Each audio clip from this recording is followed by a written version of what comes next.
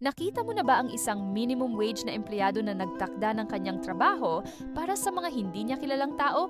Isang grocery cashier na single mother ang napansin na ang kanyang manager ay nanloloko sa mga matatandang customer. Sinsingil ng sobra ang mga hindi nagsusuri ng resibo. Kinukuha niya ang sobrang bayad. Kailangan niya ng trabaho, pero hindi niya nakalimutan ng tama. Ilang linggo niyang na-document ang pandaraya. Alam niyang matatanggal siya sa trabaho. Nang nag-report siya sa corporate, hindi siya pinaniwala. Nilipat pa siya sa mas pangit na shift. 3 buwan ang lumipas. Napatunayan ng investigation na tama siya. Nakaw ng manager, 50,000 piso. Naging supervisor siya. Nabigyan ng back pay. Ang kanyang kwento ay naging training example sa buong company. Sabi niya, akala ko mawawalan ako ng trabaho. Hindi ko alam na makakakuha ako ng mas magandang posisyon.